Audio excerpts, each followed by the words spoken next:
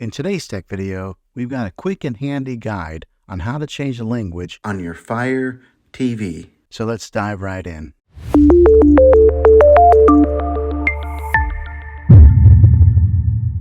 Step 1. Accessing the menu. First things first, grab your remote control and press the menu button. This will take you to the main menu where you can make the changes. Step 2.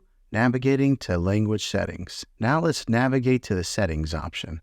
This might be under General, System, or Preferences, depending on your TV model. Step 3. Selecting language. Now look for Language or Language Settings. Once you find it, select it, and it'll reveal the available languages. Step 4.